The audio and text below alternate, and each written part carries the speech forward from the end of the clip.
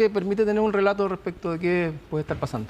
Porque además no solo tiene que ver con la aprobación presidencial, que lo vamos a ver de inmediato, sino también con, como dices tú, con otros temas. ¿Empezamos a revisarlo? Exacto, sí. Vamos con la encuesta Criteria de esta mañana, la empezamos a revisar en nuestra pantalla.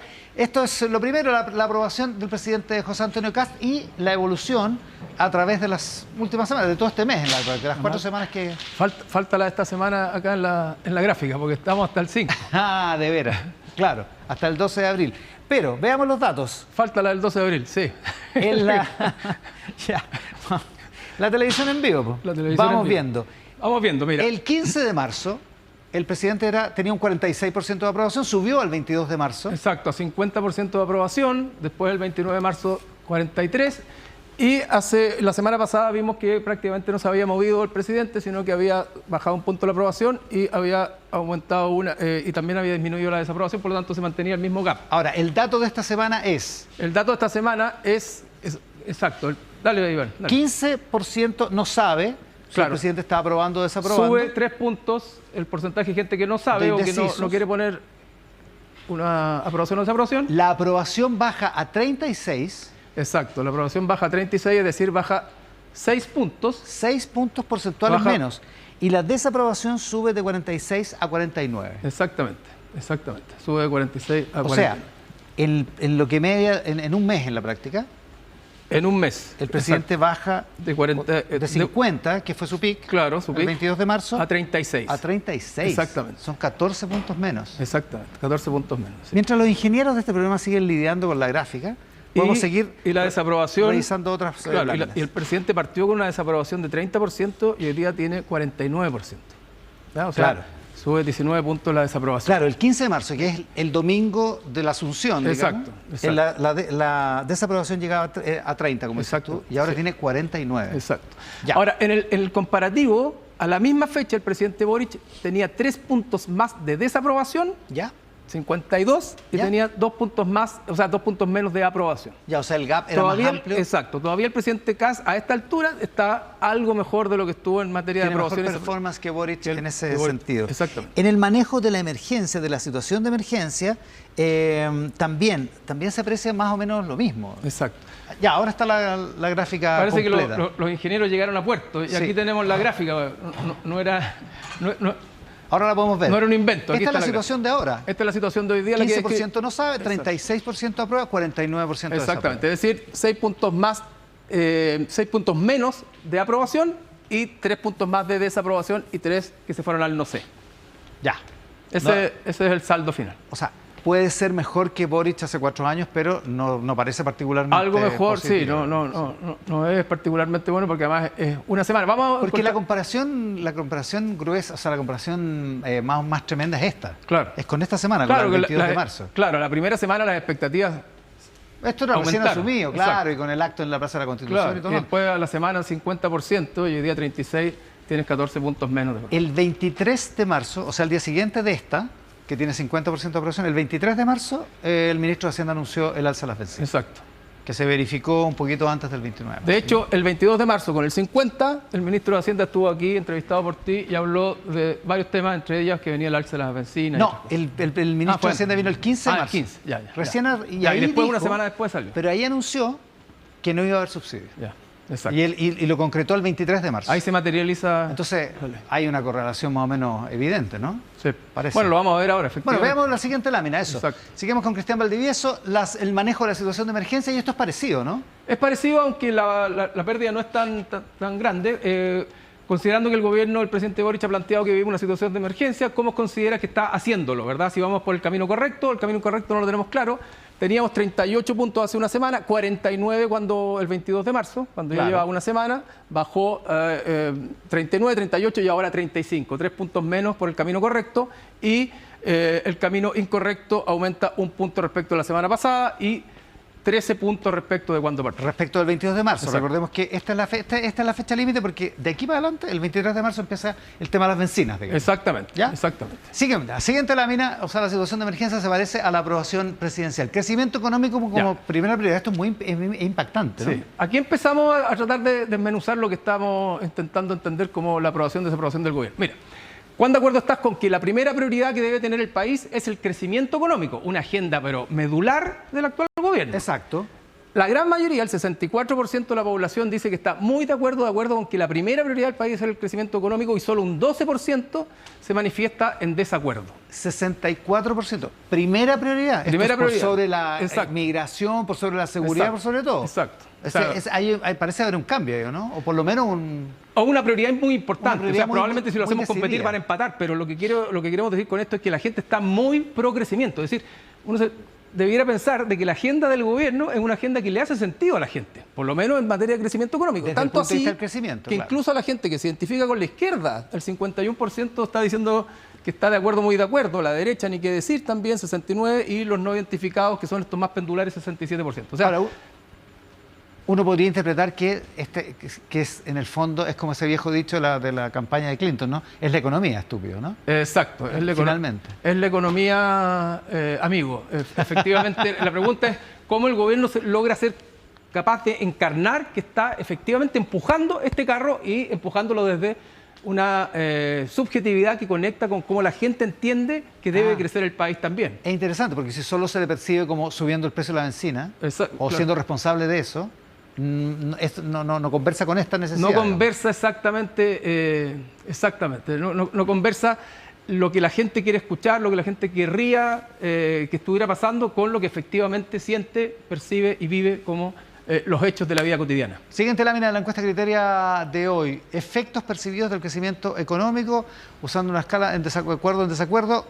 ¿Qué tan de acuerdo estás con la siguiente frase? ¿Crecimiento económico sostenido permite reducir la desigualdad social? 57% está de acuerdo o muy de acuerdo con esa idea del crecimiento. Es decir, el crecimiento no es solo una expectativa genérica, sino que se asocia con cosas tan plausibles, o sea, tan positivas y tan valoradas y prácticas como, por ejemplo, y que incluso puede ser una agenda a veces de la izquierda, claro, que un crecimiento económico sostenido permite reducir la desigualdad social 57%. 57. Cuando hay crecimiento económico, ¿hay empleos de mejor calidad para las personas? 6 de cada 10 personas dicen estoy de acuerdo, muy de acuerdo con que el crecimiento empuja eso. O sea, la gente tiene una idea muy clara Exacto. de lo que el crecimiento económico es. El crecimiento es un vector de cosas que le importan a la gente. Ahora, esto no es baladí y vana.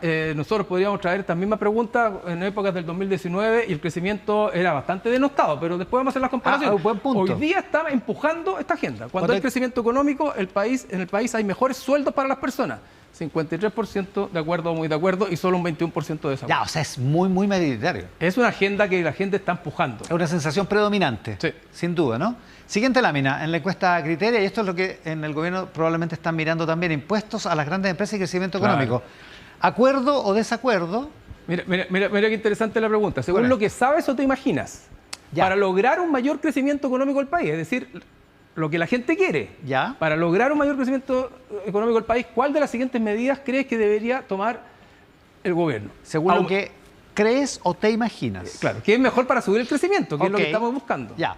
¿Aumentar la tasa de impuestos que pagan las grandes empresas o reducir la tasa de impuestos que ganan que pagan las grandes empresas? Y esto es muy complejo para el gobierno, porque efectivamente la gente quiere empujar el crecimiento económico, pero por ahora lo que se ve o lo que se escucha más es que esto está articulado en torno a la idea de bajar la carga tributaria. Claro. Y lo que la gente cree que es mejor para el crecimiento económico es todo lo contrario. Que hay que subir la carga tributaria. 72%. Es muy impresionante. Piensa esto. que hay que aumentar la carga tributaria. Y posiblemente estamos, Iván, frente a un desacople importante entre lo que dicen los técnicos o saben los técnicos y lo que siente la ciudadanía. No creo que sea lo mismo, pero es parecido cuando en algún minuto se hablaba de que el relato principal era que en Chile era el país más desigual del mundo. Y lo que decían los coeficientes de desigualdad, el Gini, que Chile no era el país más desigual, que no incluso que había ido disminuyendo, pero se instaló ese relato.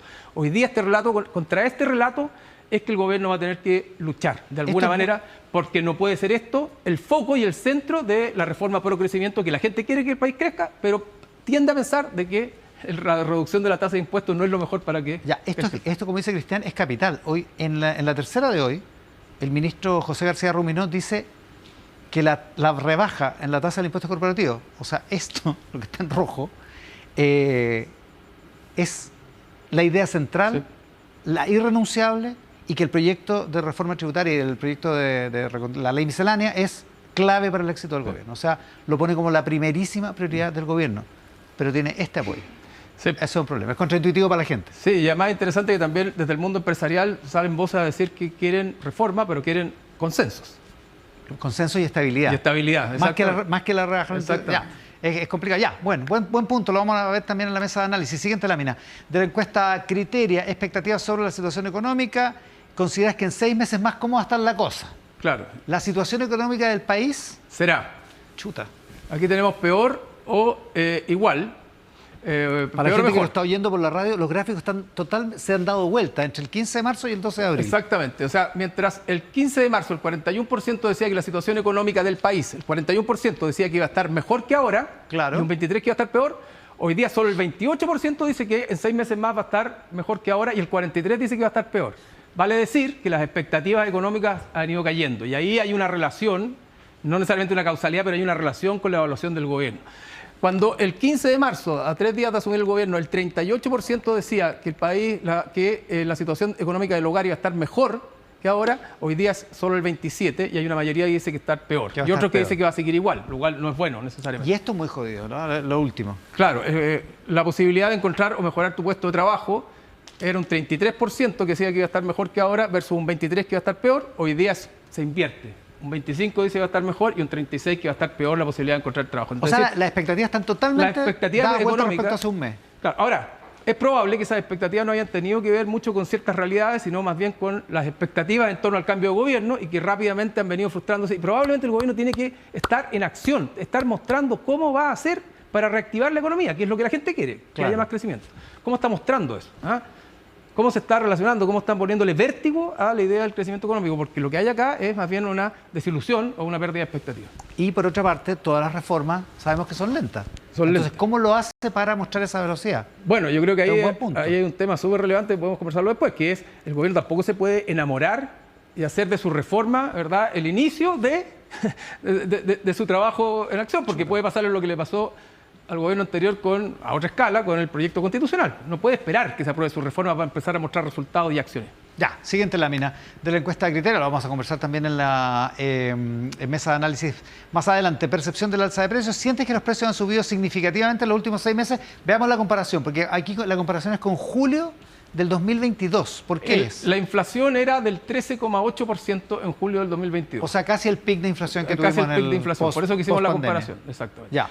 Y la gente te dijo en ese minuto que el 99% te dijo, o sea, prácticamente todos, que sí, que en los últimos meses los precios han subido y solo el 1% que te dice que no. Lo que tenía un correlato con la realidad porque estábamos con la inflación muy disparada, casi al máximo de pospandemia, ¿no? Exacto. Y en un contexto muy distinto, pero donde los precios efectivamente han subido, pero a otra escala muy distinta y con una inflación en general que ha estado convergiendo en su rango, hoy día igual hay una grandísima cantidad, un 94% de personas que percibe que los precios se han subido significativamente en los últimos meses y por lo tanto acá hay algo importante, que la gente efectivamente está sintiendo en el bolsillo más allá de cuánto es la diferencia o el margen que había respecto de aquel minuto con la inflación de 13,8, pero está sintiendo en el bolsillo que el bolsillo está cada vez más debilitado. Esto es muy importante porque quiere decir que se instaló la narrativa de la inflación. Porque si lo piensas bien, el dato de inflación, el último dato de inflación es 1% para el mes de marzo, que era un poquito más alto que la expectativa, pero el dato de inflación anual es 2,8, claro, si no me equivoco. O sea, es muy lejos del 13,8. Sí. Como para que el 94% sienta... Sí. Porque la gente lo que cree es que los precios van a subir. Claro. Más bien, ¿podría reflejar eso o no? Puede ser eso, pero también la gente siente, o asocia la mayoría de la gente, la inflación no con un indicador genérico y agregado, sino que con cuánto le aprieta el bolsillo en el día a día. Y el alza de las bencinas es algo muy, muy, muy impactante para la gran mayoría de las personas. Probablemente mucha de esta gente llenó el estanque, claro, o fue a la feria. O fue a la feria, o le empezaron a subir las cosas. Mucha gente ha aprovechado el alza de las bencinas para subir o actualizar precios. ¿Ah? El 94% de las Entonces, personas... hay una sensación de que los precios están subiendo de manera significativa, claro, y eso también, si tú lo asocias con peores expectativas de empleo, peores expectativas para la situación económica de los hogares y para el país, bueno, hace que el cóctel no sea muy sabroso, por decirlo de alguna manera, y eso afecta también al gobierno, que hoy día tiene la guitarra, el charango, el bajo y todo. Tiene toda la banda. Tiene toda la banda, claro, y todo en un contexto en el que la principal preocupación de la gente es la situación económica. La última lámina de la encuesta criteria de hoy, la responsabilidad en el alza del precio de los combustibles. Esto es un comparativo entre el 29 de marzo, cuando los combustibles ya habían subido, subieron el jueves 26, y el 12 de abril. ¿Es principalmente responsabilidad de la guerra? ¿Es principalmente responsabilidad del actual gobierno o del gobierno anterior? Claro, y aquí lo que muestra el dato es que la gente ha ido desinflando la responsabilidad que alguna vez, que siempre fue minoritaria, pero la ha ido desinflando aún más la responsabilidad del gobierno del presidente Boric. Claro. Es decir, había un 24 que le decía que la culpa era del gobierno anterior, hoy día es un 13. Y del actual gobierno sube de un 34 a un 38 y que es responsabilidad de la guerra de un 42 a un 49. O sea, lo que hay acá es que, también como señala el actual gobierno, es que seguir mirando hacia atrás probablemente va a tener un rendimiento crecientemente decreciente para la favorabilidad del actual gobierno. Va a tener pocos réditos. Lo que está diciendo la gente, usted está al mando del país, lo que pasó para atrás, bueno, si hay temas habrá que conversarlos, querellarse o lo que sea, pero bueno, usted tiene que conducir y mirar hacia adelante. No le eche la culpa al gobierno anterior. Ya, la última, ahora sí que es la última lámina. Esta sí, medidas para... esto es muy importante, medidas para la convivencia escolar. Por eso hablábamos al principio del programa de que se abre una oportunidad, que probablemente aquí hay una oportunidad para el gobierno, para la agenda, ¿no? Claro, exactamente. El nivel de acuerdo con establecer sanciones para alumnos que interrumpan o paralicen el desarrollo normal de las clases es altísimo. 3/4 de la población, 75% está de acuerdo con esa medida. Que esta es una de las medidas que están en la ley de mejoramiento escolar, digamos. Exacto. ¿Sí? Exacto. Impedir el acceso a la gratuidad en la educación superior a personas condenadas por hechos de violencia. También tiene un alto nivel de acuerdo, 65%, que hoy día la ministra vocera lo deja entrever en una entrevista en el Mercurio, me parece. En el caso de los universitarios, pero también está en el proyecto de mejores escuelas o de seguridad en las escuelas, digamos. Sí. Ahora, ojo acá, que de nuevo, así como con el crecimiento económico, a nivel de sanciones al mundo de la educación, el gobierno parece tener adhesión de la población, o las medidas del gobierno tienen adhesión en la población. Lo raro, o lo que parece estar pasando, es que la gente no asocia que el gobierno está empujando esta agenda con tanta claridad y se está quedando con otros temas vinculados con la agenda del gobierno. Eso por una parte. Y por otra, que ojo con el gobierno, que probablemente la gente ve todos los conflictos, las dificultades en educación, más que como un problema de la educación, como puede verlo cierta élite, con un problema de seguridad y orden público. Claro, y que eso se traslade... Y que la responsabilidad de la seguridad y el orden público es del gobierno, claro, y le repercute directamente al gobierno. Porque es otro de los ejes relevantes del gobierno. La encuesta criteria de esta semana, Cristian Valdivieso... El buque insigne. Más aún después de la entrevista de hoy día. Más aún que lo comentábamos, que la entrevista del ministro José García Ruminot hoy día en la prensa es probablemente la más importante para entender la bajada de línea. Pero esto implica medidas duras. Y en un clima de pesimismo, incluso de desesperanza, que tiene que ver con lo económico y con el precio de la vida cotidiana, no sé cuánto margen o cómo tú vas a explicar y a sumar a una ciudadanía de que hay que apretar los dientes en un momento de crisis. Dejemos para después el tema de la ley miscelánea, pero efectivamente en economía y en seguridad parecen estar los grandes ejes del gobierno y ahora la economía como que se le vino encima, ¿no, Gonzalo? Claro, porque es la economía de bolsillo, o sea, es directa al bolsillo, ¿no? Y lo que estamos viendo es el efecto múltiple de el alza de los combustibles y ya la inflación, ¿no? El 1% de marzo empezó a funcionar, significa que los precios se empezaron rápidamente a mover. Y como decía Cristian, la gente ya lo está sintiendo, ¿no? Lo comentábamos, lo está sintiendo en su día a día con mucha fuerza y eso es lo que se está reflejando, ¿no? Ahora, eso mismo, que sea un ente externo, ¿no? Como lo que está pasando en Irán, el combustible, la gente sigue con su cabeza en que esto, más allá de la disputa política más chica, está pasando en otro lugar y tiene efecto en nosotros, directo, ¿no? En nuestra realidad, en nuestra economía. Ahora, eso me hace creer que va a ser más susceptible también a cambio, ¿no? Si el factor externo, bueno, vamos a ver lo que pasa, que hoy día Trump dijo que... Las noticias no son muy buenas. No son muy buenas. Sí. Ahora, al estilo Trump, de una demostración de fuerza un poco extraña, ¿no? Me dice, ahora yo voy a cerrar el estrecho. Voy a bloquear el estrecho. Sí. Y no voy a dejar pasar ningún barco que le pague a Irán. Claro.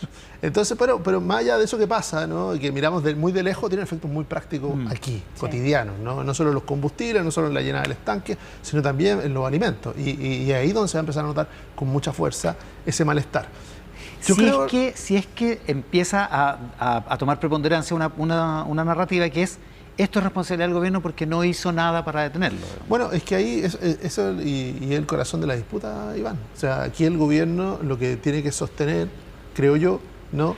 Es su discurso respecto de que está tomando decisiones difíciles, pero correctas, ¿ya? Y a veces uno tiene que tomar decisiones difíciles, o sea, que tienen costos, ¿no? Pero que son correctas en el sentido de largo plazo y que aseguran, ¿no? La sostenibilidad del país, el hecho, lo que decíamos, hablábamos, oiga, ¿por qué no se ocupó el MEPCO ahora? Bueno, ¿y si esto empeora? Me recuerdo mucho la discusión en torno a lo que significó la pandemia, ¿no? De decirle, oiga, ¿por qué ir por etapa? Porque esto puede ir a peor. No sabíamos, ¿no? No sabíamos si esto iba a durar 3 meses, terminó durando 2 años, hubo que invertir mucho más y se fue haciendo de la manera en que se hizo. Entonces, para el gobierno, creo yo, es muy importante el control del tema económico.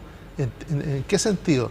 Lo que ha faltado, ¿no? Yo creo que no hay duda y en general en el mundo de los expertos la discusión es bastante más marginal respecto a si son decisiones correctas o no. Con matices, todos dicen es lo que había que hacer, lo que está viviendo el mundo. Si en ninguna parte está bajando el combustible, en todo el mundo está subiendo el combustible, incluidos los Estados Unidos.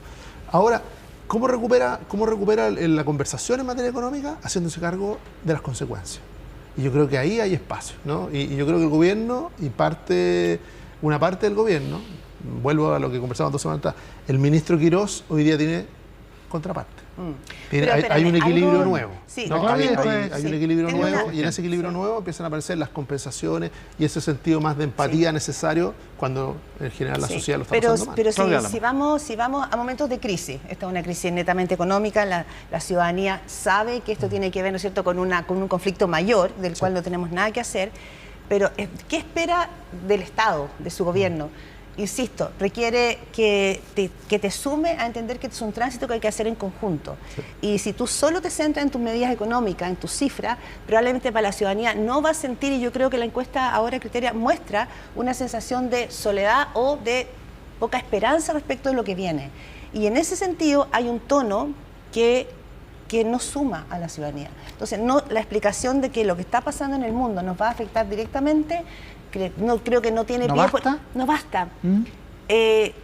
Sebastián Piñera tuvo que buscar ayudas. El Estado tuvo que desplazarse, el Estado tuvo que buscar maneras de ayudar, sobre todo a los sectores medios que ya sabemos que ellos sienten que a ellos no les llega ayuda. Oye, claro, que nunca les llega. Cristian voy a decir algo contraintuitivo al respecto. Yo creo que en lo concreto es una mala encuesta para el gobierno, pero lo de fondo no es una mala encuesta para el gobierno. A ver.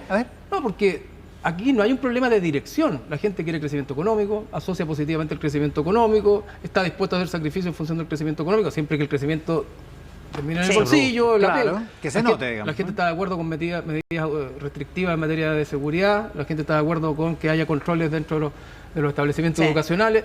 O sea, la agenda que quiere empujar el gobierno es una agenda que no es un problema de dirección, aparentemente, sino que es un problema de cómo el gobierno está conduciendo el auto en esa dirección que parece ser que tiene sintonía con la ciudadanía. De si la gente percibe o no que el gobierno está en el control el control de más o menos en la misma dirección de lo que quiere. Exacto. ¿Y eso entonces, sería un diseño estratégico o sería un tema comunicacional? Ahí es donde podemos entrar a discutir si esto es comunicacional, si esto es performático. Pero mira, cuando estábamos en la conversación decíamos, el gobierno no se ve proactivamente con una agenda en las empresas, en las pymes, en donde se produce, donde las papas queman en materia económica. Uno mira al ministro de los más conocidos y de los mejores evaluados, que es Iván Podunge, que probablemente todavía no ha reconstruido ninguna vivienda, pero lo que él transmite es que está permanentemente actuando. Versus un gobierno que, tengo la impresión, transmite más, estamos en un proceso, estamos esperando una reforma. O sea, ojo con enamorarse de una reforma que puede recién ser aprobada en agosto, que es parecido a lo que le puede haber pasado al gobierno anterior. En agosto, con suerte. Con suerte. Donde estamos esperando que se apruebe la reforma, estamos esperando el proceso constituyente para poder empezar a gobernar. La gente quiere ver medidas concretas y al gobierno en acción. O sea, con esto cierro, no es un problema de dirección, es un problema de ritmo, probablemente, lo que la gente está... ¿Relato? También el relato. No sé si es relato, porque el gobierno tiene un relato, el gobierno tiene una dirección, el tema siempre... No digo que es un facilismo dejarlo a lo comunicacional, ¿no? Pegar quizás a veces donde menos duele. Es bueno, político 100%. Sí, la comunicación está integrada con la política. Que logre separar política y comunicación. No, porque de eso estamos hablando. El gobierno es comunicación política. El área es muy gris. Yo creo que es voluntad política, ¿no? Y el gobierno, creo yo, tiene conciencia de que está tomando las medidas correctas, sí. Yo no veo duda en el gobierno, ni en el presidente ni en los ministros, de que están tomando las medidas correctas para el momento que está viviendo el país. Ahora, lo que conversábamos recién, ¿cómo abre un espacio para la otra conversación? Que es, y pongo como ejemplo lo que ocurrió en Argentina. Milei ha hecho transitar por un desierto largo, ¿no? Largo a su ciudadanía, pero con la confianza de que van camino a una parte. Van camino y le creen a él y además no ven alternativa. se producen esas dos cosas, ¿no? Y yo creo que la discusión... Incluso pagando el costo por su jefe de gabinete, digamos. No, claro. Incluso, ¿dónde veo yo la oportunidad del gobierno de recuperar la agenda? Porque ya a mí me hace sentido lo que dice Cristian, ¿no? Esto de decirle, oiga, los dos temas más importantes hoy día para los chilenos, el gobierno tiene agenda y resulta que no lo ha logrado visibilizar. Ha quedado muy atrapado en la cosa chica también, ¿no? En lo que dije, no me dijo, en las versiones, muy atrapado en eso. Hay ministros muy relevantes, como la ministra de Seguridad, que ha perdido mucho tiempo, casi un mes en eso. Eso te iba a decir, la ministra lleva un mes en esto. Dando explicaciones de un error propio, entonces, pero de ahí tiene que salir. Yo creo que la ministra de Seguridad, dicho en simple, aunque suene brutal, va a tener una segunda oportunidad. Y esa segunda oportunidad partió ahora, ¿no? Y yo la veo ahora que está en un penal en Alto Hospicio, me hace mucho más sentido, ¿no? Ahí la ministra de Seguridad tiene como crecer, tiene como comunicar, tiene como tomar medidas en temas que son muy sensibles para la ciudadanía. Y así otros también, ¿no? Creo que el gobierno, cuando recupera la agenda, toma control de la conversación, y yo creo que el proyecto de ley de reactivación económica, por ponerle tiene tantos nombres, ¿no? Tutti Frutti, reconstrucción. El nombre que quiere Guillermo Ramírez, entre otros. No, porque, y a mí, ¿por qué me hace sentido? Porque es a lo que va, ¿no? O sea, si uno mira la promesa de volver a crecer. Debería llamarse así, ¿no? Si sí, uno mira la encuesta la promesa del presidente José Antonio Kast es volver a crecer. Y este proyecto se hace cargo de esa promesa, ¿no? Entonces, yo la alinearía más. Cuando uno va a la oposición, que hoy día, ¿no es cierto?, se ve desdibujada y fragmentada, lo que sabemos y se ha publicado son minutas que dicen que esta gran reforma de 40 y tantas medidas, y por eso para el mundo del oficialismo es tan complejo que vaya en paquete, tiene un problema que puede hacer mucho ruido en la ciudadanía y que tiene que ver con bajar el impuesto a las grandes empresas. Porque si tú dices, estamos en un momento de apriete de cinturón, pero le bajo las impuestas a los ricos, como dice la minuta del mundo de la oposición, puede generar un desliz en términos de la percepción de la ciudadanía. Sí, es verdad. Por eso la oposición ha encontrado ahí. ¿Ah? Lo que no la hace verdad la afirmación. Estoy hablando respecto de la estrategia que puede significar para el gobierno un desliz en términos Perdona, Claudia, sí. digamos que la discusión que ha estado puesta desde las élites del gobierno y de los técnicos ha estado puesta en bajar el impuesto a las grandes empresas. Y después medidas compensatorias, porque son fundamentales para no disminuir la recaudación. Pero el foco ha estado puesto en eso, y la atención política, y el titular está puesto ahí. Entonces, ¿qué es lo que lee la gente al final del día? Que el problema está centrado en bajar impuestos a grandes empresas, no nos olvidemos el país que vivimos, versus a que el problema está centrado en cómo reactivamos el país para que haya más pega y más plata. Y eso yo creo que es lo que hace lo que genera un contraste muy grande entre cómo el gobierno está comunicando, ¿verdad? Y cómo la oposición también se está agarrando, ya encontró una hebra en esto, y lo que la gente está esperando, que es que el foco esté puesto en que volvamos a crecer en la reactivación. Solo dos datos. Uno, vino Bárbara Figueroa, la secretaria general del Partido Comunista, esta semana a T13 en vivo, y ya le empezó a llamar la contrarreforma tributaria. Sí, y Francisco Vidal también. Ya, contrarreforma, ya, o sea, hay una cosa. Y dos, está en la minuta, digamos. Lo acabamos de ver, encuesta Criteria, el 72% piensa que hay que aumentar la tasa de impuestos que pagan las grandes empresas para un mayor crecimiento económico. Claro, lo decías más que bajarlo. Exacto. Es la encuesta de hoy. Entonces, ese punto en la gran nave, hay una parte de la hélice de este motor. Claro, exacto. De la hélice. De la hélice. Que va a ser muy complejo. A eso me refiero, evidentemente, en la comunicación, cuando yo te la planteo, no te la planteo como una publicidad. La planteo que la comunicación política de un gobierno es esencial, y en ese sentido se han puesto todos los focos respecto de si la vocera es capaz de transmitir esto. Es muy razonable el resultado, porque es lo mismo cuando preguntamos por una cárcel, ¿no? Oye, ¿usted cree que hay que construir más cárceles? 90% te dice sí. Oiga, lo vamos a poner en esta comuna. En su casa. En mi comuna, 90% te dice no. Es un poco lo que estamos diciendo. ¿Dónde se distribuye la carga aquí? Y yo, como leo ese 72% tan rotundo, que dice, bueno, si no lo pagan ellos, lo vamos a pagar nosotros, ¿no? Está hecho en simple, ¿no? Y yo creo que eso esa idea la tiene que traducir probablemente el gobierno en una narrativa. Pero la narrativa es esta. Esa es, y ese es el titular. La tercera hoy, entrevista de Gloria Faúndez y Paula Catena. José García Romero, la rebaja del impuesto corporativo es irrenunciable y la reforma es clave para el éxito del presidente Kast y su gobierno. O sea, sube la apuesta. Esto sí. Entonces yo digo, ¿por qué una persona con criterio político, con experiencia, sube la apuesta en una entrevista? Entonces yo te digo, bueno, algún antecedente no lo estamos viendo tan claro nosotros, y sí lo tiene claro el ministro. Claro, no estará tan perdido, dices tú. Yo creo, claro, yo creo que tiene que ver con algo que está pasando en el Congreso. Primero, aquí pasamos una ronda muy rápida donde hablamos de la oposición, y la oposición no existe. No existe la oposición. Hay al menos 3 oposiciones con agendas distintas, con posiciones distintas y que votan distinto. O sea, en la práctica, ¿no? Y eso es lo que hemos visto en este mes de Congreso, ¿no? Pero que puede encontrar un relato común. Claro, aunque no exista. Hasta ahora no lo ha encontrado. Una de esas oposiciones está liderada por Franco Parisi, que la semana pasada miró ese proyecto y le dijo, yo estoy de acuerdo. No me gusta tanto la rebaja del impuesto. Sí, pero podría negociar, claro, me gusta el food. Le gusta el food, que es mucho más que la rebaja de impuestos, ¿no? Si uno lo quisiera mirar, porque significa que todas esas utilidades no tributan. 0.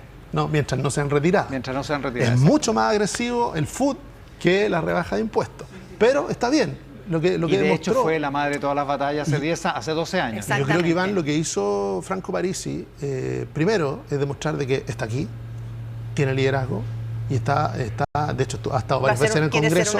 Quiere ser un actor, lo está siguiendo y el gobierno le recogió el guante. Porque estuvo aquí el domingo pasado y el gobierno habló toda la semana de esto. Porque a veces, pocas veces la matemática tiene que ver con la política, pero donde sí tiene que ver es en el Congreso. Sí. Y resulta que él tiene 13 votos, tenía 14. 13 votos. 13. ¿Ya? Tiene 13 votos y esos 13 votos le dan al gobierno, al oficialismo ordenado, todos los quórums. O sea, no solo el de la mayoría, todos los quórums. Y por lo tanto, un acuerdo con Parisi puede generar la viabilidad de un proyecto que hace una semana, ¿cuál era la discusión? Que este proyecto no había espacio político para poder presentarlo, que no había temperatura social para presentarlo. Hoy día parece que sí. ¿Por qué? Yo creo que el gran factor es el factor Parisi. No el único, pero el gran factor de cambio en el estado de ánimo del gobierno. Hoy día sí lo va a presentar, va a empujar esa opción y además cree que tiene viabilidad. Cristian y la clave. Yo tengo la impresión de que Franco Parisi entiende mejor esa subjetividad que está dominando. Hay otros datos que no mostramos acá, pero por ejemplo la gente en Chile cree que las grandes empresas en Chile pagan menos impuestos que lo que pagan en la mayoría de los países del mundo. Claro. Hay un imaginario detrás de esto que creo que el gobierno debiera sopesar bien, no para no ir con su agenda, pero para ir con una agenda vinculada al cómo comunico y dónde pongo el foco. Adecuar la narrativa. Probablemente lo que dice Franco Parisi, lo que hace Franco Parisi es intentar adecuar la narrativa, como dice Iván, exactamente, porque como dices tú, el food te aposa toda la utilidad y no pagas nada mientras no retire. Puede ser incluso más agresivo, pero no toca el tema de fondo que Parisi puede intuir que afecta. O sea, la utilidad es pagar el impuesto. Claro. Lo que pasa es que el retiro no se paga el impuesto personal hasta que se retira. Hasta que se retira el dinero. Exacto. Ya. Esto es una cosa. Lo otro tiene que ver con los tiempos de esta reforma. Y ahí es donde hemos visto también, ¿no es cierto?, un choque de fuerza entre el ministro, que era hasta ahora el ministro todopoderoso, el ministro de Hacienda, Jorge Quirós, versus 2 ministros más sumamente políticos y que conocen muy bien el Congreso, como el ministro del Interior y el ministro José García Ruminot. Esto, lo que vimos en el desplazamiento de presentar esta ley de reconstrucción, que algunos, como te decía Guillermo Ramírez, la idea sería cambiarle el nombre y hay voces distintas en Renovación Nacional de que esto debería siendo más parcializado, es el ritmo que tenga esta reforma. Porque si efectivamente esto es el corazón del gobierno, como dice el ministro, si tú no lo apruebas rápido, se te empieza a diluir. Sí, claro. Y diluir significa que tú tienes que empezar a entregar en muchas esferas, porque es un proyecto tan grande, de más de 42 medidas, que negociar significa diluir lo que va a ser el corazón de tu nave.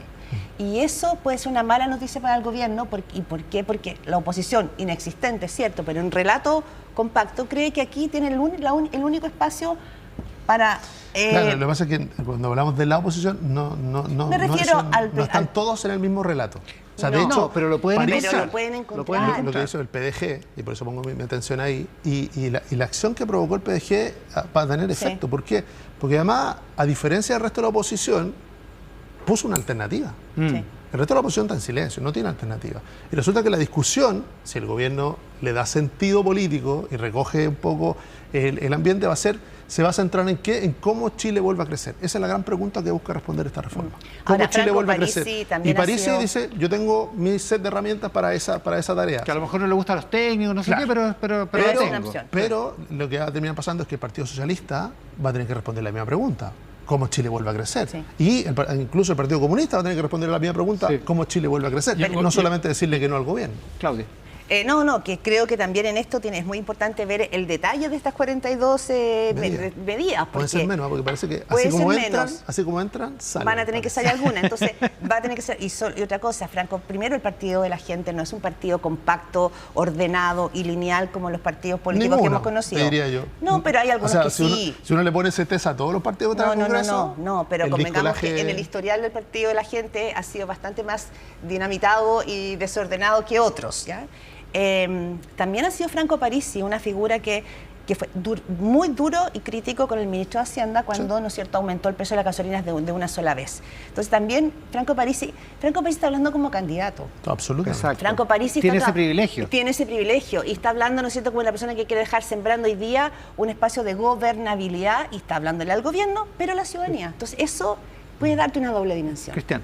Sí, estoy de acuerdo con lo que plantea Claudia en el sentido de que para el gobierno, claro, encontró un aliado potencial, pero también va a tener que bancarse varias cosas, porque mientras Franco Parisi esté hablando como candidato, probablemente hay cosas que no va a transar, no va a ceder, más allá de la técnica. Y él también metido en este cuento. Primero dijo que no quería bajar el impuesto corporativo, sí, que es lo que está diciendo el ministro García, que dice que esto es intransable. Entonces, bueno, para negociar con Parisi hay que transar esto. Segundo, planteó que había que bajar el IVA a los remedios. Exacto. A los pañales. A los pañales.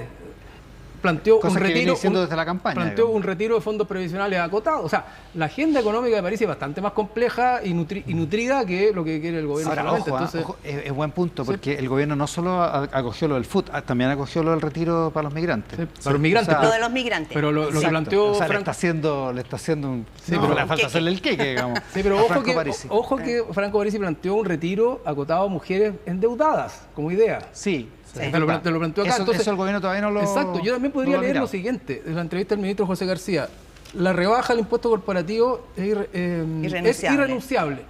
A lo mejor no está trayendo para adentro a Franco Parisi tan claramente, porque Franco Parisi hace una semana dijo, yo aquí la pausaría, la enlentecería, pero no pondría el foco en la rebaja al impuesto corporativo. No, habló de la gradualidad. Dice que lo haría más gradual y yo creo que puede ser que el gobierno esté pensando en una mayor gradualidad en la rebaja. Lo reconoce el ministro. Que sí, ¿no? Sí, él dice que este tema lo va a ver el ministro Quirós, pero evidentemente están trabajando en una gradualidad porque entienden que este es el nudo. Ahora, perdón, solo para poner un punto, porque aquí los actores políticos, ¿verdad?, reaccionan frente a las realidades, las percepciones y todo.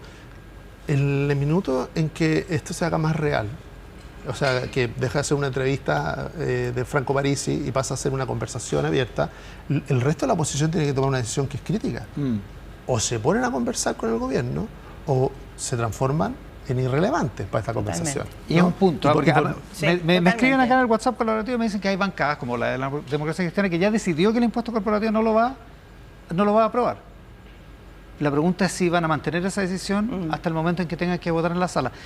Entre tanto, mientras pasaba todo esto, un grupo de estudiantes de la Universidad Austral tuvo sitiada a la ministra de Ciencias, Jimena Lincolao, durante 2 horas y media, y cuando salió, más encima le pegaron. Ahí está el video de la agresión.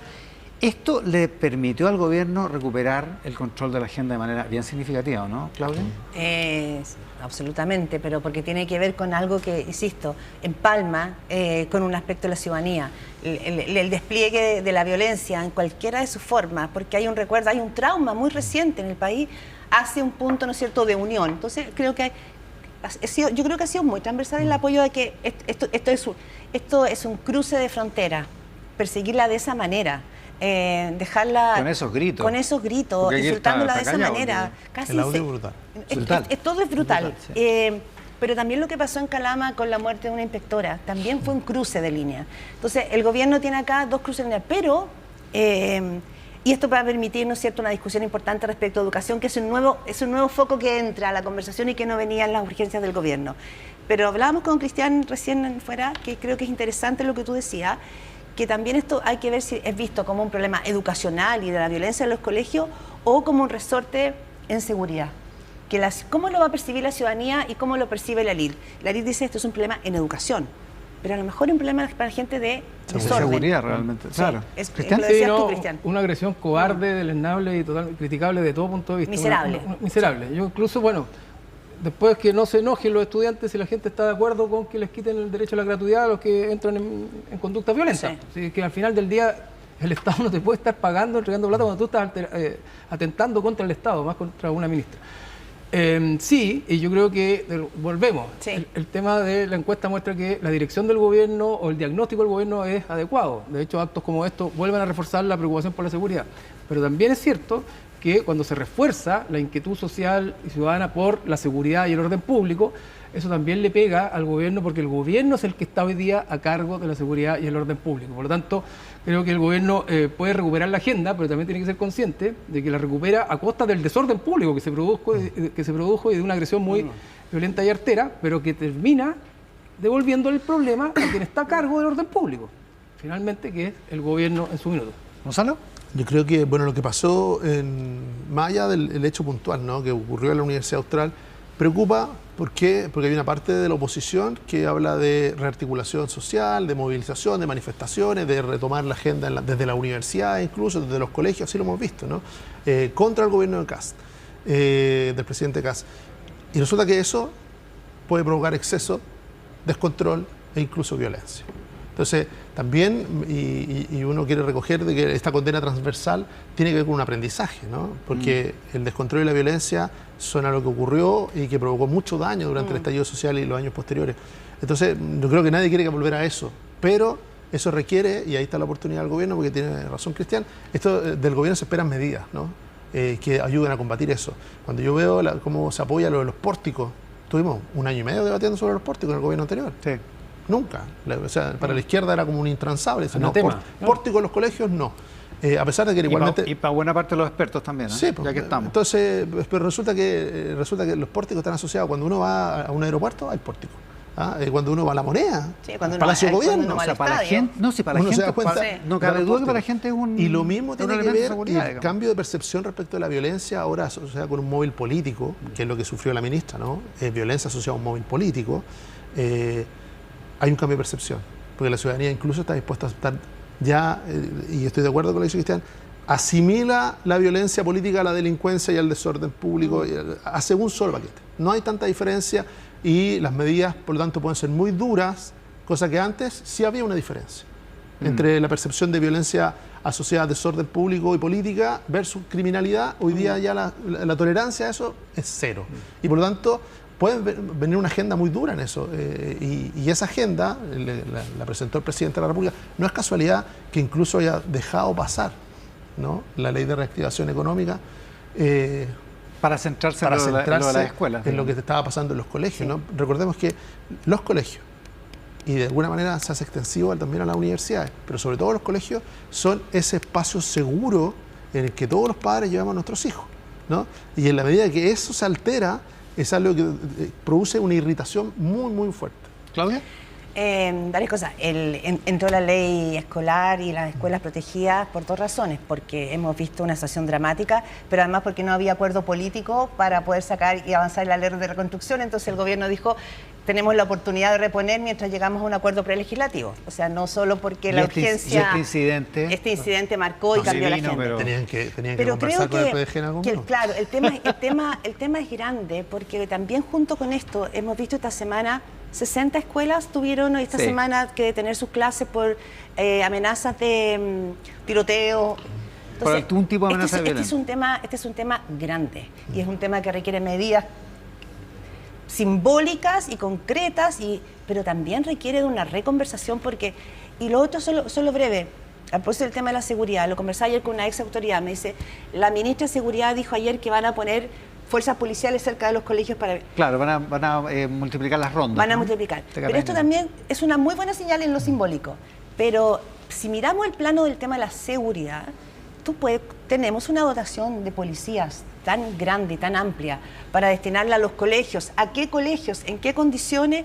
Porque tú no puedes producir policías rápidamente. Tienes que sacar policías de una parte para poder llevarlos allí. Es un muy buen punto el de Claudia, porque en algún minuto hay que tomarse en serio todo el reclamo de mayor seguridad, no hay autoridad que no lo diga, y resulta que ¿dónde están los 10.000 nuevos carabineros que Chile necesita? Que no se van a producir en 6 meses, sino se van a producir en 6 años. Entonces, también esas medidas que son muy importantes para la ciudadanía, hay que ver si tienen pie en la realidad. Entre tanto, la próxima semana vamos a ver la primera cadena presidencial de José Antonio Kast, que todos entendemos es para el plan de reconstrucción o de reactivación o como le quiera llamar el gobierno, y vamos a empezar con ese debate. Claudia Álamo, Gonzalo Miller, Cristian Valdivieso, muchas gracias por el programa de hoy. Muchas gracias, que tengan un buen domingo. No es muy buena la encuesta para el gobierno, la encuesta Criteria que mostramos ahora, ¿no? ¿Qué le parece? Bueno, son las fotografías del momento. Yo creo que cuando uno se lo toma con calma, veo. Sí, no, llevamos un mes. O sea, ayer es verdad, también. Llevamos un mes. O sea, efectivamente, las encuestas son la fotografía del momento. Y lo que sí creo que toda encuesta hay que tomarla como tal, como esa fotografía del momento que te puede ayudar a decir, bueno, tomemos este otro camino, o vamos bien, reforcemos lo que hemos hecho, o hay matices, en fin. Pero yo creo que se viene una buena semana para el gobierno. Y permíteme decir algo. ¿Se viene una buena semana por qué? Por los proyectos, sí. Por el proyecto de reactivación. Sí, y por el tema de seguridad, y quiero linkearlo con algo sin antes, insisto, dejar de pasar lo siguiente. Me parece vital nuevamente insistir en el rechazo sin ambigüedades, sin relativismo a la violencia que sufrió la ministra Jimena Lincolao. Quiero contarte que el Senado, a minutos de que eso había pasado, nosotros sesionamos en la tarde, por unanimidad, y lo digo porque creo que en esto las instituciones no pueden titubear, no puede haber un pero, por unanimidad, después de un debate incluso que se produjo y que tomó varios minutos de la sesión, manifestó, insisto, de manera unánime este rechazo, solidarizó con ella también, y creo que es lo que corresponde hacer con toda la institución. Es buena, interesante, no sabía. ¿Y todos los comités? Todos los comités, habiendo levantado la mano, quiero decirlo, el senador Daniel Núñez, luego obviamente lo hicieron también senadores, el senador Rodolfo Carter inmediatamente, bueno, de todas las bancadas, pero lo que quiero decir, el senador Rojo Edward, que partió con el tema, pero sí quiero señalar, insisto en esto, yo creo que si las instituciones actúan con peros en estos temas, más instituciones políticas, porque esto evidentemente fue violencia política, difícilmente el resto de la sociedad va a poder mirar con buenos ojos cuando hay debate de ideas, cuando hay postura en algunos temas, y lamento muchísimo, y también lo quiero decir aprovechando el tema, la declaración de la CONFET. Lamento muchísimo, porque ahí veo muchos peros, muchas ambigüedades, mucho relativismo, casi que echando la culpa a este mes de gobierno, que poco menos el gobierno que...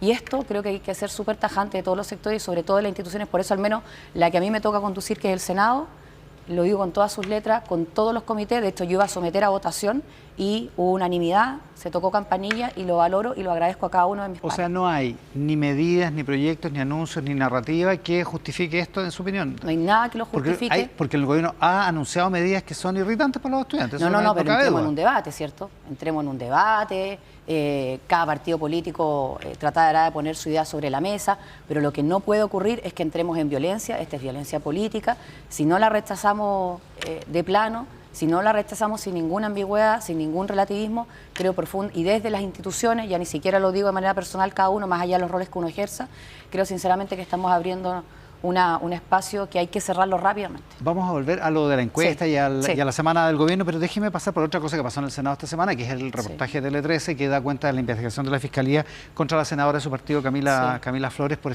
un supuesto esquema de defraudación, digamos. ¿Qué le parece?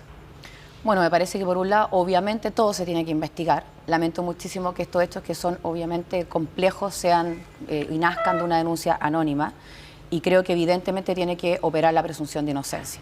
Yo hablé con la senadora Flores, ella está tranquila, inmediatamente puso todo a disposición. No lo digo en el momento que nace el reportaje, sino que cuando se le empieza a solicitar incluso a su equipo cierto teléfono, apertura de cuenta, en fin, eso está todo entregado y lo demás le corresponde obviamente al propio abogado de la senadora. Ahora, ¿qué nos corresponde al Senado, Iván? Cosas que se han hecho y que se hacen siempre una vez que a uno le toca asumir la presidencia del Senado, cargo que normalmente dura un año, ¿verdad? Que es que se refuerce, por ejemplo, la labor del Consejo de Asignaciones, que los controle, el contralor del Senado también opere. Es que eso le voy a preguntar, porque esto viene de hace un montón de años. O sea, me acuerdo que fue un parlamentario de RN hace 20 años, 15 años, que fue el primero condenado por el tema de las asignaciones. Digo, ¿es un tema permanente el de las asignaciones? Es que son recursos públicos y por lo tanto sobre los recursos públicos, que son de todos los chilenos y chilenas, tienen que ir obviamente en la forma y en el fondo a dónde están destinados. No, evidente. Evidente. Ahora, sí, pero lo evidente, ¿por qué pasa que no se... igual tiene que tener un control. Eso, obvio. Claro, ya. Y entonces, aparentemente la política profesional, digo, no ha sido capaz de controlarlo. No, yo creo que sí. ¿Sí? Sí, yo creo que sí, que hemos sido capaces. O sea, no voy a decir años atrás, voy a decir incluso décadas atrás. El gasto con los recursos del Senado o del Congreso Nacional era desde el estadio, millas, vuelo para la familia, no tengo idea, lo que incluso se comía, ¿cierto? O sea, lleguemos hasta esos detalles, ¿no? Yo creo que hoy día, objetivamente, los recursos están destinados para hacer una labor parlamentaria como corresponde, el arrendo oficina, los mismos equipos, en fin, y en eso ya siento no han habido mayores cuestionamientos. O sea, las triquiñuelas, esto de arrendarle la mamá, no sé quién. No, claro. Ya, porque esto pasó en algún momento. Claro, ¿no? Por eso digo, yo creo que eso se ha ido, la apertura, el medio de transparencia digamos, se ha ido cortando y creo que por lo mismo tampoco ayuda mucho cuando esas denuncias son anónimas. Si esto es verdad, lo de la senadora Camila Flores, ¿hay una manera de controlar una cosa como esa? Porque el esquema es, yo pago esto, te aumento el sueldo, un porcentaje vuelve en efectivo. Ese es el esquema que acusa o que investiga la Fiscalía. Si eso es verdad, ¿cómo controlarlo? Pues yo creo que el control llega efectivamente hasta que se le paga, ¿cierto?, a cada persona. Entonces, lo demás ya depende de uno, ¿no? Es complicado. Es complicado, exactamente. Pero yo creo, y quiero insistir en este punto, creo que evidentemente todo se tiene que investigar, incluso aquello que surge de manera anónima, pero también creo que es vital la presunción de inocencia. Misma cuestión pidieron en su momento un montón de otros políticos que terminaron sin condena y por lo tanto se comprobó su inocencia, y creo que flaco daño también se le hace a quienes son elegidos democráticamente. Volvamos a lo de la encuesta. La encuesta es mala para el gobierno, usted dice es una foto nomás, llevamos un mes, no sé qué, pero está complicado. Lo que tiende a dificultar los apoyos parlamentarios, digamos. Incluso gente del propio sector empieza como a desafectarse porque hay algunas cosas que no son populares, digamos. Yo creo que sí y no. ¿Por qué? Porque estamos todos muy conscientes de que lo que viene ahora es casi lo que el gobierno se juega y por lo tanto lo que nos jugamos muchos de nosotros para el éxito al menos de este primer año. Que esta ley miscelánea. Exactamente. Y creo ¿Cómo quiere usted que se llame? Oye, no me gustó el nombre, ¿cierto? Como que... El de reconstrucción. No, de reconstrucción de todas maneras. Ley miscelánea. No, misceláneos no. Pues no, por algunos le pusieron como hasta reforma tributaria, cuestión que no lo es, me explico. O sea, no, yo creo que objetivamente reconstrucción, a mí me gusta, sí, estoy de acuerdo con eso. Reconstrucción fiscal, económica, que busque recaudar por un lado, pero reactivar. Eso me lo han repetido mucho, ese concepto, reactivar la economía. Ley de reactivación. Claro, que le metamos energía al cuento y se empiece, ¿cierto?, a recaudar un poco. Usted estaría en plan de eso. Pero lo más importante y lo que a mí me compete es que los votos estén. Y me parece correcto, además, que nos vayamos fijando plazo. Yo siempre he creído que a veces soy enemiga de que la cosa vaya inmediatamente porque hay que salir rápido. No, yo prefiero que salga y salga bien. Por lo tanto, valoro que estos días, a propósito que eventualmente el anuncio del martes pasado, el gobierno se los haya tomado, se haya socializado más, se haya coordinado a lo mejor entre los ministros, nosotros tengamos mayor información, se haya decidido hasta ahora, porque usted sabe que hasta que no se presente, pero se haya decidido entrar de una determinada forma, evidentemente por la Cámara, porque todos estos temas ingresan primero por la Cámara. Sí, no hay otra opción, y nosotros, digamos, ¿no?, coordinados también desde el Senado para tramitarlo rápidamente. Y yo concuerdo con el presidente de la Comisión de Hacienda que esto tiene que, ojalá, ser ley en agosto, y me parece vital que para que esos tiempos, claro, que para que esos tiempos se den, tiene que ingresar esta semana y tenemos que actuar con la celeridad vital para que volvamos a reactivar la economía. ¿Y cómo se garantiza que los votos estén?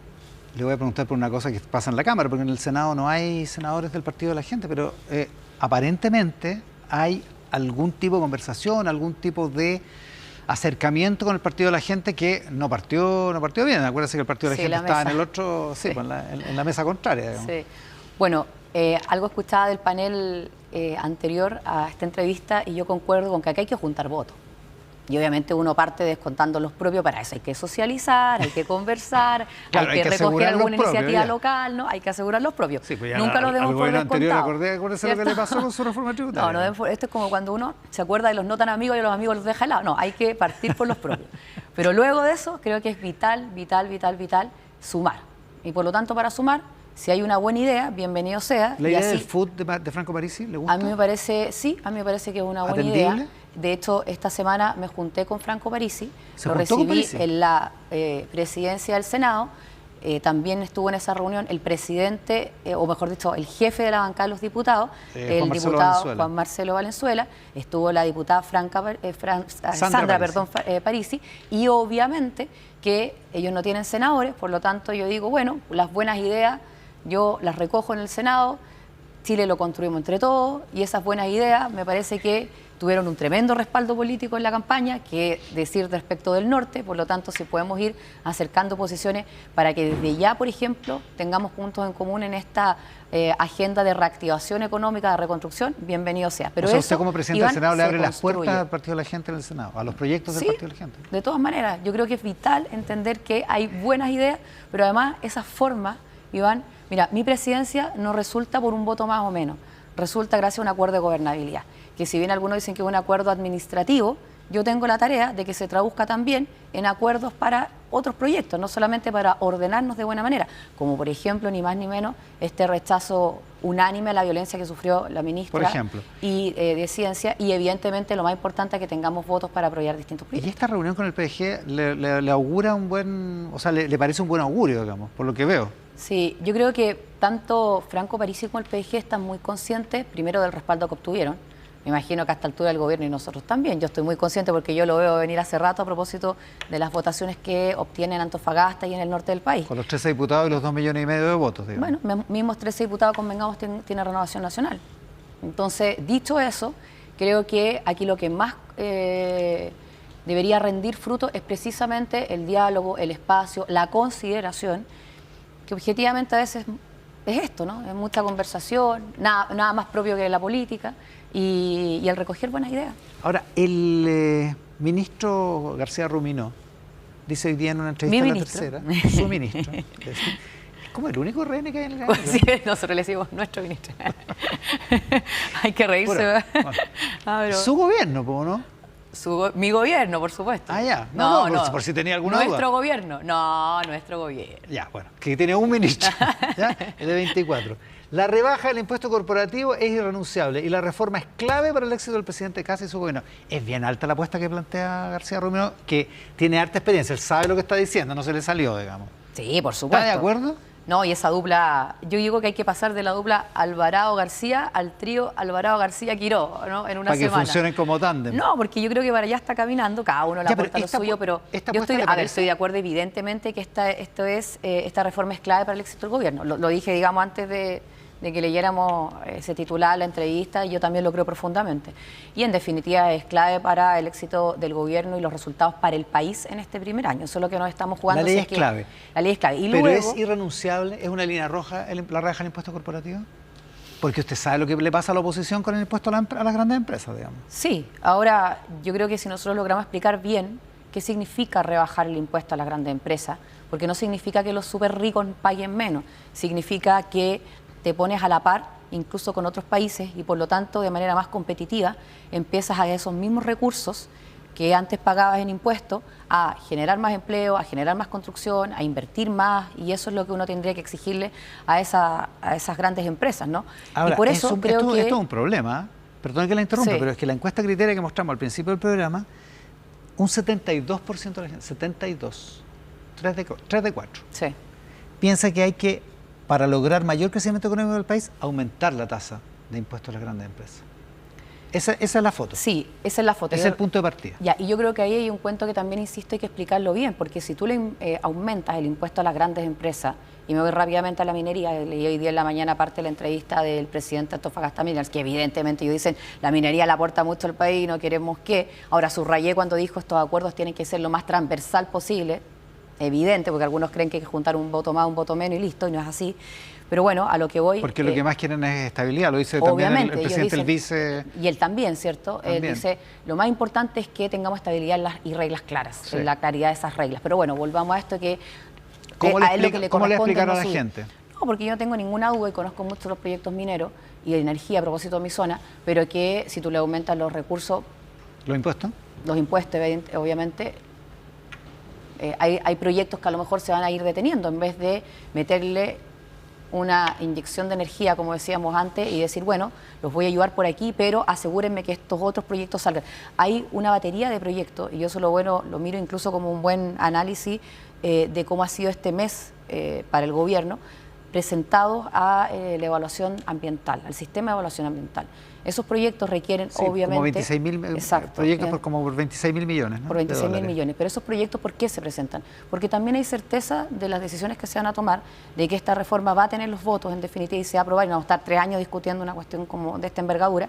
Y obviamente que si vamos a insistir con esto, a propósito que el propio ministro, secretario general de la Presidencia, insiste que esto es de los innegociables, vamos a insistir en aquello. Distinto es la tarea que tengamos que hacer entre todos para poder tener los votos y bueno, y ver en definitiva con qué hay que negociarlo. Porque, por ejemplo, dentro de este paquete hay 40 medidas. Una de ellas es la exención de las contribuciones a los adultos mayores, que lógicamente tiene apoyos transversales. Además estamos hablando sin distingo para los adultos mayores en la primera vivienda o en la casa habitación.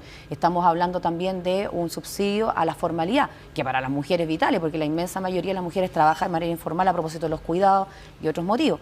Esas son las zanahorias del proyecto. Pero son vitales. Son importantes, son importantes. O sea, es difícil votar en contra de eso, a eso me refiero. Claro, pero si al final del día tú pones todo sobre la balanza para poder decir, bueno, cuánto se va a reactivar la economía, cuánto empleo va a significar y qué proyectos, a propósito de los que se están presentando, van a poder ver la luz y de esa manera activar, yo creo que sí. Yo creo que hay razonabilidad para poder avanzar en esta disminución a las empresas. ¿Gradualidad en la rebaja del impuesto corporativo? Porque el gobierno planteaba los 4 puntos en el periodo de gobierno, digamos. Sí. ¿Que sea más gradual? Sí, yo creo que podría haber un espacio para poder obtener más votos. ¿Y la gratuidad? Porque la oposición está irritada con que se le ponga un límite a los 30 años, digamos. Sí, ¿Aumentar ese límite o entregar esa medida? Sí, hay 2 cosas a propósito del tema de violencia, pero después voy a entrar en ese otro punto. Que es el otro punto, sí, para no confundirlo, ¿no? Pero sí, en respecto a la gratuidad, yo creo que cuando tú estás hablando de recursos de todos los chilenos, obviamente que esos recursos tienen que ser eficientes. ¿Y dónde son eficientes? Y por lo tanto lo digo de esta manera. Y tranquilidad, por favor. Cualquier joven que va saliendo de su liceo, de su colegio, en fin, y no tiene recursos para seguir con su educación superior, obviamente lo va a poder tener porque va a seguir existiendo gratuidad. Pero una persona de 30 años que se supone, ¿cierto?, ya está trabajando, ya está generando recursos, puede que efectivamente a partir de esa edad quede fuera. Pero en todo caso, Iván, ese es un límite que anuncia el gobierno, porque algunos ya han dicho que ante toda regla hay excepciones, como por ejemplo mujeres que durante ese periodo se tuvieron que quedar al cuidado de su hijo y por primera vez, dado que ya están más grandes, están en las escuelas, en fin, pueden acceder a la educación superior y se quieren formar. Bueno, esa podría ser un acuerdo podría ser que tenga excepciones. Exactamente, pero la regla básica, no abusemos de la gratuidad y con recursos públicos hay que cuidarlo lo más eficiente posible. Ahora, ¿cuál va a ser el rol de Renovación Nacional en todo esto? Yo creo que es vital. Y creo que es vital por lo siguiente, porque esas excepciones nacieron de acá, de una conversación entre senadores nuestros. O sea, que es importante el punto de vista que ustedes están planteando, sí, aunque a veces ha sido un punto de vista medio díscolo, digamos, ¿no? Mira, yo no creo, no concuerdo con el análisis, Iván, de que es díscolo o que incluso han instalado que poco menos sea un fuego amigo y que estas cosas se dicen en privado, porque convengamos se dicen, y que ojalá no se ventilen en público. Porque, o sea, cuando llegan a decirlo aquí es porque ya antes lo han dicho en privado, se supone. Sí, pero también, ojo, yo creo que cuando uno marca algún matiz, mientras lo haga de manera seria, responsable, agregando una idea, insisto, marcando una diferencia, yo no lo creo para nada como dañino, al contrario, me quedo con las palabras. El diputado Chalper acá lo retaron al día siguiente, en La Moneda. Sí, no, veamos, bueno, no voy a decir nada. No sé lo que va a pasar con usted. Iba a decir algo, pero que el diputado Chalper, no, yo hoy día más soy presidente del Senado. ¿Cuál es la preocupación o dónde se ve la lealtad, y voy a ocupar incluso esa palabra, Iván, de los parlamentarios oficialistas? Precisamente en la votación. Y en esto todos los parlamentarios, obviamente también los de Renovación Nacional, votando a favor.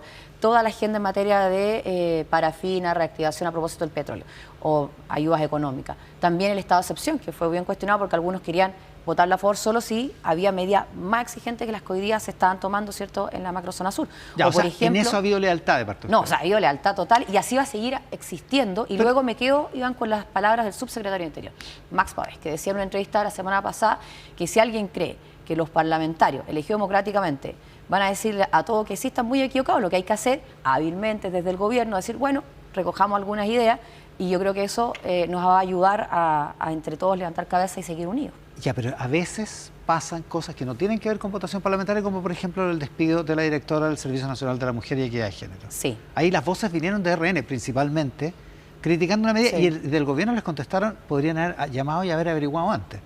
No, sí averiguamos. O sea, si el episodio se repite, yo lo volvería a decir. No, yo creo que acá hay cuestiones que superan a... O sea, fue un error.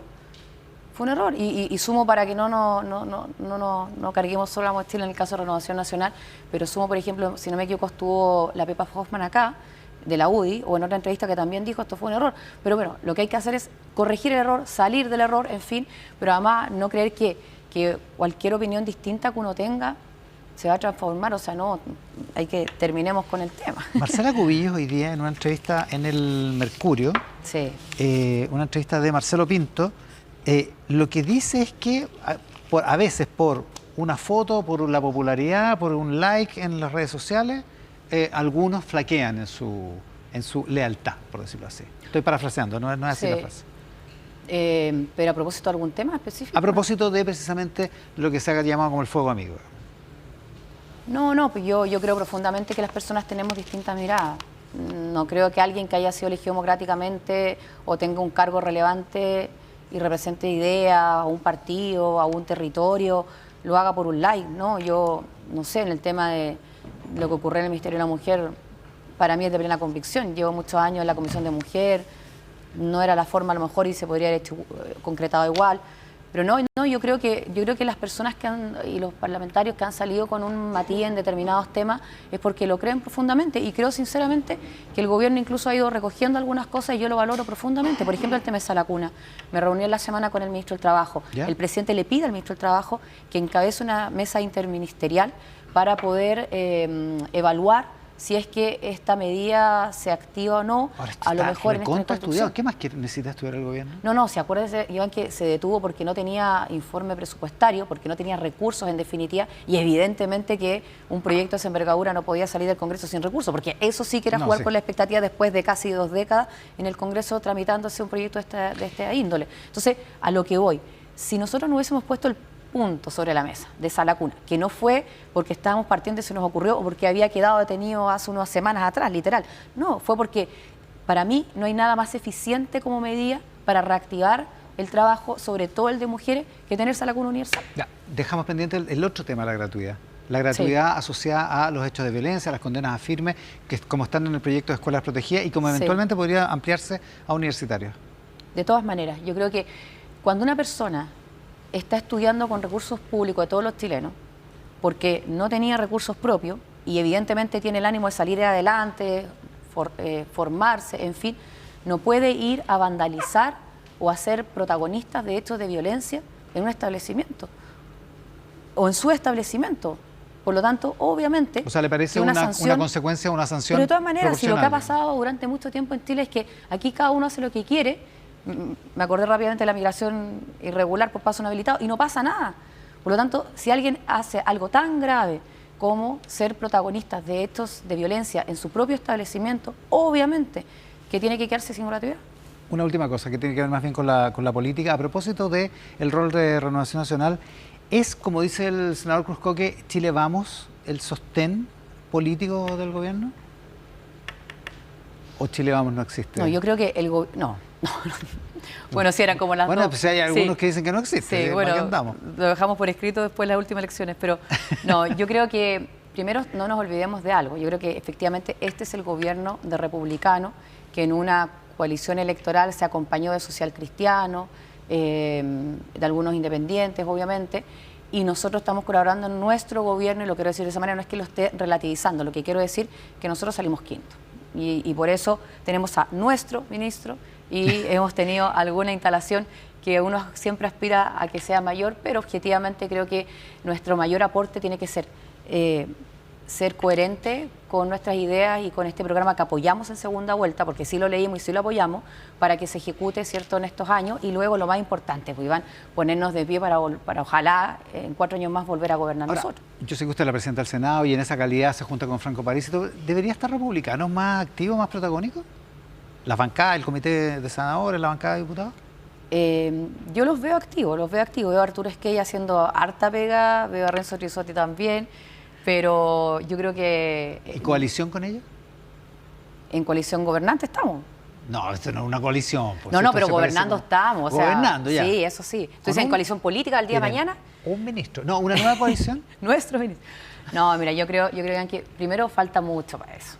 objetivamente, falta mucho para eso. Yo creo que hoy día hay que poner el foco donde las personas quieren que rápidamente en materia de seguridad, rápidamente en materia de crecimiento y obviamente en el caso de nuestro electorado actuar lo más unido posible. Otro día conversamos de coaliciones políticas. En otro momento, Paulina. Muchísimas gracias por la gente. La senadora Paulina Núñez, presidenta del Senado, en esta edición de Mesa Central. Compromiso. Tuvieron Comité Central ayer, pleno del Comité Central, así se llama. Pleno, 11º pleno. Son como 94, ¿no? ¿Sí, no? Somos 96. 96. Asistieron menos de 90, digamos. Ya. Todos con justificaciones mediante. ¿Para qué sirve el pleno del Comité Central? Para precisar cuál es la opinión colectiva como partido que tenemos frente a hechos que así lo aconsejen. Por ejemplo, en este momento se cumplía el primer mes del gobierno del presidente Kast. Claro. Y está todo el desafío que tiene el tema de la guerra a nivel mundial. Entonces, en el plano político nacional e internacional, fijamos la posición de los comunistas y la damos a conocer, tratamos de orientarla al conjunto del partido y que eso tenga una expresión concreta. Es un documento que circula hacia las bases del partido, básicamente. Es el documento que circula. Ahora, dicho eso, ya, algo se supo y aparentemente Daniel Jadwe volvió a insistir, o insistió más bien, en sus críticas a los exministros del gobierno, digamos. Hay una versión de un medio que está mal dateado. A ver. Primero porque... Esto es sin acceso a la prensa, digamos, ¿no? No se hubo un punto de prensa y nadie me lo preguntó, digamos. Y todos vieron que estaban ahí los asistentes que habían, digamos. Sin embargo, alguien orientó mal porque pusieron intervenciones con una cronología absolutamente alterada. O sea, no habla primero Daniel Jadwe, por ejemplo. Me parece que es la nota del Mercurio, de eso estamos hablando, ¿no? Ya. Pero me llevo hasta ahí, digamos, porque no quiero seguir siendo yo el que cuente cómo se habló y se intervino en el Pleno. Pero se tocó el tema. Porque es un tema delicado, digamos. O sea, Daniel Jadwe dijo, esto es un gobierno, tenemos ministros comunistas y estoy en un proceso que es injusto. A ver, yo diría que la intervención de Daniel, una intervención escrita respecto a la política. El hecho concreto, que es posterior, digamos, él no es el que instala el tema, tiene que ver con precisión entre uno y otro, no fue el debate del Comité Central. O sea, los demás observamos, claro, es como ingrato ese nivel de debate entre nosotros, pero no hubo aquí pronunciamientos que le pareció maestro, el debate fue el eje de la política. Estoy hablando de todos nosotros, a excepción de el intervalo que tuvieron entre un par de compañeros. Y cuando todos los que miramos de afuera interpretamos que hay aparentemente dos bloques al interior del Partido Comunista, usted dice, no tenemos ni bloque ni tendencia. No existen por definición, y hay que demostrarlo y trabajarlo, que no sea, hay gente que vive en el mismo lugar, hay gente que es contemporánea de la universidad, hay gente que tiene misiones, por ejemplo, se armó una suerte de estructura que no existe entre nosotros, los exministros o los que eran ministros. Hay afinidades de ese tipo, digamos, etariamente, y si hay coincidencias políticas se exponen públicamente, o sea, públicamente dentro del Comité Central, y los acuerdos que tomamos tienen valor exactamente igual para todas y todos. Eso es una obligación. Ya, pero eso tiene que ver con la disciplina, pero no hay corrientes como el que se dio en el Partido Socialista. No. ¿No hay ese tipo de...? No existe, pero sí existe, si tú me preguntas, existen afinidades en el debate. O sea, entre los exministros y Daniel Jadwe no parece haber afinidades, digamos. Representarían... En cosas concretas, por cierto, que si uno tiene en cuenta que había una observación pública, por eso me atrevo a nombrarla en una entrevista como esta, respecto de las tareas que tuvo el gobierno y qué efecto tiene y la mirada que tiene Daniel, y si los que están en el gobierno tienen un sentido de representar o identificarse bien con lo que hacía en ese plano. Claro, no hay una mirada, porque a veces las razones, las misiones que a uno le toca... El sindicalismo tiene una mirada a las cosas, el mundo que está en tareas de gobierno tiene otra mirada, los que no lo están tienen otra. Eso es lógico. Claro, pero el partido, al interior del partido, entiende que si hay un militante que es ministro, tiene unos determinados comportamientos, unas determinadas lealtades y unos determinados compromisos con la tarea de gobernar, digamos. Y eso es lo que parece que Daniel Jadwe no le pareció bien, digamos. Yo no sé si ese es el tema, no quisiera hablar por él, digamos. Me encantaría que lo invitaran para que hablara él, digamos. Porque primero, insisto, el tema existe, como ya tú lo estás registrando, pero no existe en la dimensión que le dan y en lo que nos consuma a nosotros. No es lo más relevante. Más relevante, por ejemplo, hay situaciones que van a vivir su proceso de integración plena, de vuelta de otras tareas o de integración, en este caso, de los tiempos nuevos que tiene Daniel. Y entonces hay procesos de integración que tienen que vivir cada uno, asumir en qué frente de trabajo van a estar. Y entonces dijimos, bueno, vivamos este proceso, no lo apuremos nosotros, y partió. A propósito del proceso, vino acá Janet Jara hace algunas semanas. Y aquí contó que había terminado su proceso de reflexión, que decía quedarse en el Partido Comunista. ¿Qué le pareció? Que se decida quedar me parece muy bien. Que haya concluido el proceso de reflexión también me parece muy bien. Yo he dicho más de una vez, y lo digo porque tengo una militancia entera que tiene tanta antigüedad o un poquito menos que yo. Nosotros no usamos mucho el proceso de reflexión. O sea, si lo hay siempre. Ninguno de nosotros es militante, integrista y que por orden alfabético está condenado a ser militante. Ninguno es militante y reflexivo, por decirlo así. Todos tenemos un sentido de actualización de nuestro compromiso año por año, digamos. Ya. Pero y jamás alguien de nosotros ha usado ese concepto de... Entonces, yo espero, digamos, que haya sido un proceso que se vivió por distintas razones. ¿Y le parece mal que lo haya usado? ¿Ella usado? No, a mí no me parece... Yo no soy censor, digamos. No se va a pelear con Janet Jara. Yo no. Yo no tengo por fin...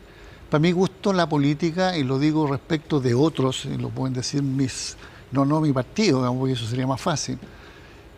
La política son ideas. Yo no choco con personas. Yo choco ideas contra ideas. Y el sostén de las ideas son argumentos.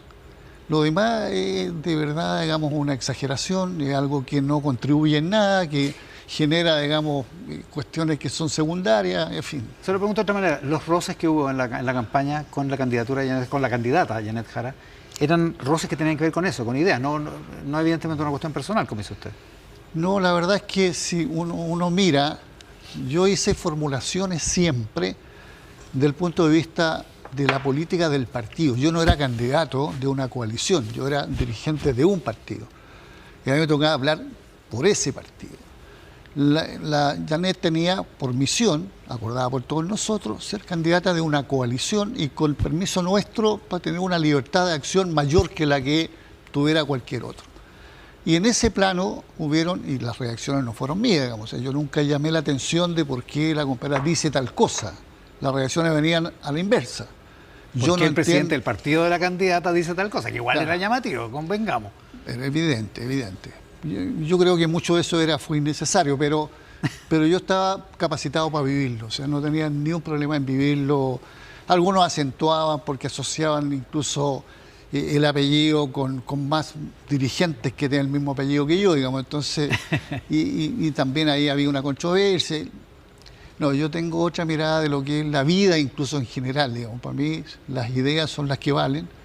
Lo otro, cada uno tiene derecho a ser más grande, más chico, cual sea su opción, y yo siempre la voy a respetar. Hablemos de cosas que pasaron esta semana, para no seguir hablando de la campaña. El ataque a la ministra de Ciencia, ¿qué opina? ¿Qué le pareció todo eso? No me parece bien. Yo no soy partidario de... me parece un error, me parece que no debe haberse hecho, que es muy distinto a tener una opinión crítica sobre las políticas, lo que estaba hablando recién, ideas. Y en eso le doy todo el espacio del mundo y la legitimidad que tenga un movimiento o un sector de opinar sobre cosas, sobre todo cuando esas cosas lo afectan en el derecho a la educación, en la gratuidad, en fin. Pero usar para hacer trasladar una idea, un hecho fáctico de fuerza, me parece no solo innecesario, un error político, incluso porque cambió el eje, o sea, empezar a hablar no del mes de desaciertos del gobierno, sino de algo que transversalmente todos compartimos que no debe haber sido. Fue un regalo, le faltó la cinta. Exactamente. Entonces yo creo que... O sea, tácticamente un error, pero ¿éticamente le parece mal también? No, ya lo dije, desde el punto de vista político, no solo táctico. Yo hago una asamblea y le doy más fuerza a eso, y el documento que sale de la asamblea le reclama que por qué la ministra no sé qué cosa. Creo que hay una desproporción en el tratamiento que se le da. O sea, de haber sido, bueno, el gobierno sabrá lo que quiere hacer, pero... ¿Desproporción en qué sentido? En que ha tomado un tema de lo que es la agenda por sobre, si una cosa, en una universidad, del país, muy importante será, en un tema, en una escaramuza que tiene que cuadrarse, circunscribirse, decirse, no, esto no debe ser, pero ha sido un foro mundial. Ahora, no, yo no sé si habrá sido un foro mundial, pero cuando le tiraron una piedra al presidente, Boric, le cayó a su jefe de gabinete, también todos nos subimos arriba de las lámparas porque consideramos que era grave alguien le tire una piedra al presidente de la República. Digo, hay proporcionalidad. Digamos, a ver, perdón. Ahí lo que podría haber explicado mal yo, digamos, o quiero precisar el contexto. Cuando yo digo, fuera de lugar que el hecho es condenable, no forma parte de algo que uno podría habilitar como expresión de una mirada contrapuesta, de la más contrapuesta incluso, para exponer una idea distinta, porque incluso descalifica el propio movimiento, del punto de vista político contingente, cambió el foco. Hecho eso, tratemos el tema en rigor, abordemos que sí hay problemas que tienen que ver con las expectativas de la comunidad estudiantil universitaria, y no sé si más allá, tengamos respuestas para eso, y si uno carga, está incluso agrandando un tema que debería tener una proporción, lo digo por la cantidad de otras cosas que son positivas, que tienen que proporcionarse, de la vía política nacional, no solo el sector A o el sector B. En este caso, yo creo que no debió nunca haber sido el hecho que ocurrió, porque hay 1000 opciones para exponer, no es ese la forma de exponer una mirada distinta. Le pregunto también por qué se dio un debate después de esto respecto de por qué pasan estas cosas, por qué hay algunos estudiantes o activistas, o como los quiera llamar, que deciden usar la violencia y cuánta tolerancia hay frente a la violencia. Y la portavoz del gobierno hoy, en una entrevista de Nadia Cabello y Gabriel Pardo en El Mercurio, dice, hay sectores de izquierda radicalizados para los que esta es, se refiere a lo de la ministra de Ciencia, para los que esto es una forma de acción. Y esto yo lo he dicho libremente, o sea, el Partido Comunista en sus principios cree en la revolución, cree en la lucha armada. No lo digo yo, lo dicen en sus principios. Eso es innegable y esas cosas hay que cambiarlas. Nuestra sociedad no puede tolerar la violencia. Lo dice la ministra portavoz del gobierno. La ministra vocera, una primera opinión, tiene obligaciones de rigor frente a elementos de la política nacional e históricos para que sus calificaciones tengan esa seriedad. Asignarle al Partido Comunista lo que le están asignando, yo podría decir, bueno, y entonces el partido de la derecha o a la que ella representa tiene en su haber una justificación con más teoría respecto a lo que es la violencia, el terrorismo de Estado y la dictadura en Chile. Y entonces vamos a hacer esa discusión y le asigna a los comunistas, que son la víctima de ese propósito, que es el exterminio de los comunistas. Y no estoy hablando solo del 73, digamos, estoy hablando de los momentos en que fuimos a Pisagua, en los momentos en que fuimos a la isla más afuera, ya desde que recabaron... Todo el momento de proscripción del Partido Comunista. Entonces, no le digan al Partido Comunista que no tiene una conducta democrática en el debate democrático dentro de la sociedad y actúen con un prejuicio que tiene carga anticomunista por ignorancia. Cuando la portavoz dice que están los principios del Partido Comunista, la revolución y la lucha armada, ¿es correcto?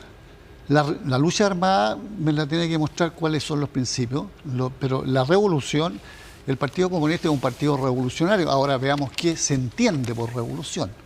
¿Qué es la revolución? Es la transformación estructural profunda de una sociedad en la perspectiva de una mejor sociedad. Esa es la aspiración. Queremos una sociedad más justa, de más justicia social, que corresponda, digamos, mucho más a lo que es la necesidad de mayorías dentro de la sociedad. Y por eso vamos a bregar, para eso nacimos, para eso se fundó por recabar en este partido, para eso existimos todos nosotros. ¿Hay otra mirada posible de esto? Lo expresa Marcelo Cubillos hoy día, también en El Mercurio, en una entrevista de Marcelo Pinto.